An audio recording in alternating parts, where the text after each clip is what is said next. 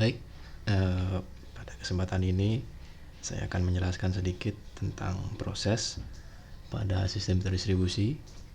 Jadi materi ini saya buat sebagai kuliah online di kampus. Semoga teman-teman mahasiswa sehat ya, dimanapun berada. Semoga juga kejadian ini cepat berlalu sehingga kita bisa kumpul lagi di kampus. Agak ribet juga ya kalau seperti ini kuliahnya, tapi mau gimana lagi ya. Nah ini sebentar, notes normal. Jadi materi ketiga itu tentang proses sistem terdistribusi. Langsung aja ya. Nah, jadi kalau bicara proses itu bicara tentang thread.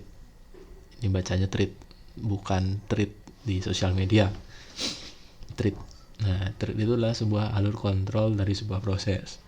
Simpelnya gitu, bingung kan? Nah, saya buka note-nya aja.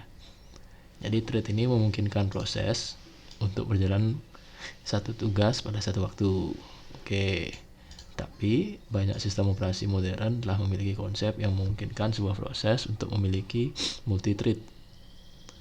Multi-thread itu memungkinkan proses untuk menjalankan lebih dari satu tugas pada satu waktu. Contohnya gini, lebih dari satu tugas pada satu waktu. Oke. Ini lagi buka Facebook. Lalu di sini misalnya nanti ada download seperti itu. Nah, kalau lihat di Task Manager, nah Firefox ini adalah satu proses. Ya. Firefox ini satu proses. Nanti kalau misalnya dia download atau mengakses juga yang lain, misalnya gambar bunga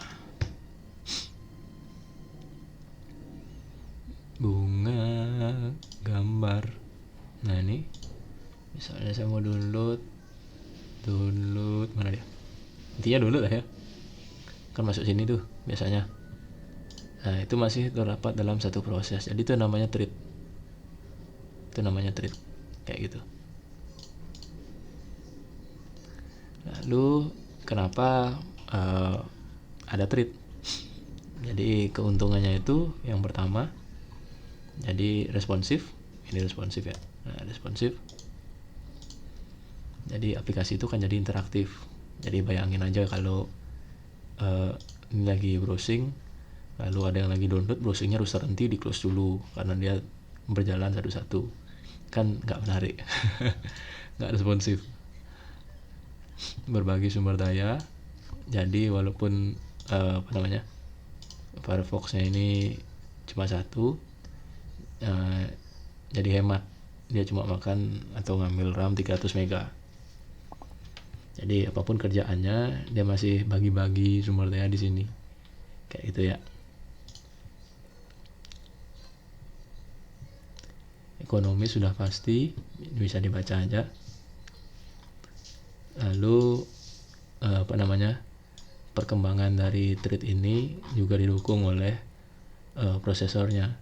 Jadi prosesor sekarang itu sudah arsitekturnya multi prosesor.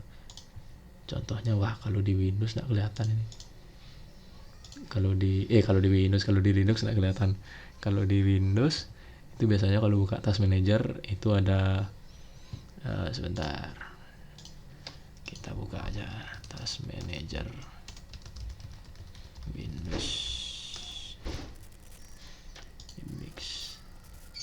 Nah yang ini kan udah multi prosesor, ini barangnya satu, tapi bisa ketika dilihat di software, secara software itu kelihatan seperti dua buah prosesor. Nah jadi thread ini juga mendukung penggunaan dari sini. Jadi software berkembang, hardware juga berkembang.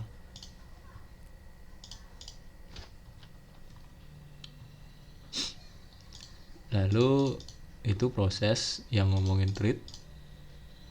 Lalu proses yang lain itu ada ditinjau dari segi client server ya.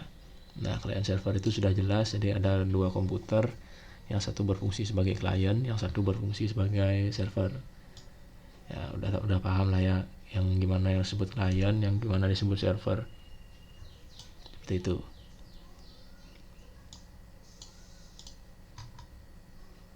Ini ada anatomi.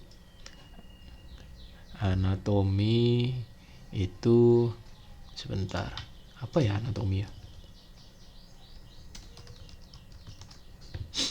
Ups, kok malah itu, apa nama webnya?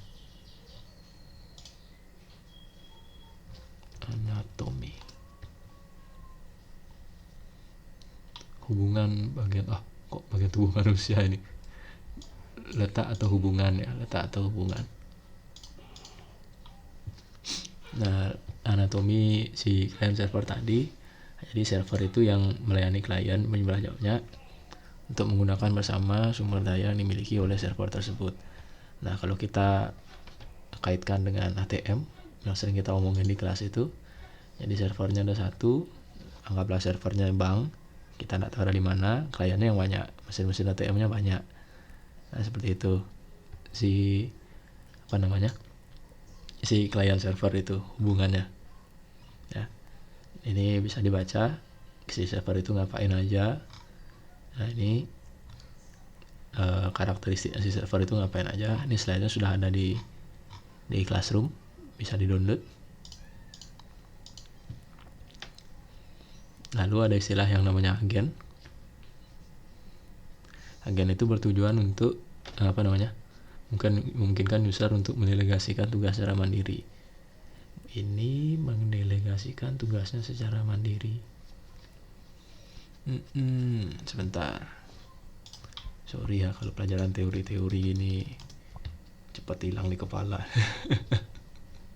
Oh ya, entitas itu satuan yang berwujud. Makanya lebih senang kuliah praktikum aja. Nah, jadi ada istilah agen. Agen itu adalah satuan perangkat lunak yang bertujuan untuk mendelegasikan tugasnya secara mandiri. Ini apa ya? Coba nanti dicari ya. Kelompok yang presentasi mungkin bisa bantu saya untuk lebih jelaskan ini di sistem terdistribusi. Kira-kira maksudnya apa ini? Nah, jadi si agen ini punya sifat dan karakteristik.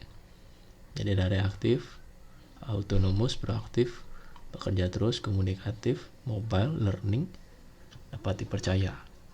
Nah, ini kalau dikaitkan semua sama mesin ATM, ini kena banget semua. Ya, kena banget. Sifat dan karakteristik agen ini kena banget sama mesin ATM. Saya kasih contoh ada. Mesin ATM itu reaktif. Ya, mesin ATM itu reaktif. Jika ada kartu yang ketelan, ya, jika ada kartu yang ketelan, dia nggak akan mau kerja lagi. Kan seperti itu. Jika uangnya habis, dia nggak mau kerja lagi. Ya, merasakan perubahan dalam lingkungannya, bertindak sesuai perubahan tersebut. Jadi kalau nggak punya uang, nggak ada uang di ATM, ya udah nggak kerja. Kalau tiba-tiba nelan kartu, ya udah nggak kerja, kayak gitu ya. Lalu proaktif, mempunyai dorongan untuk mencapai tujuan. Jadi teman-teman pasti nggak pernah lihat ATM yang kerjanya setengah-setengah. Ya, kalau nggak tercapai, ya gagal di awal. Kalau tercapai, ya tercapai. Jarang ada ATM yang narik 1 juta, keluarnya 500.000. Bekerja terus menerus, nggak pernah mati sampai waktu tertentu, sampai listriknya dicabut mungkin ATM.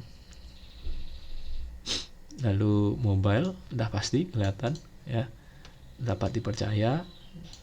Ketika kita masukin uang ke mesin ATM, percaya kan sama ATM-nya.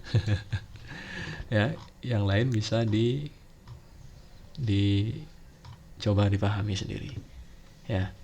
Jadi saya bisa jelasin sifat dan karakteristik agen tapi tidak bisa jelasin agennya. Nanti kelompok yang dapat bagian minta tolong dilengkapi. Kayak gitu proses dalam sistem terdistribusi.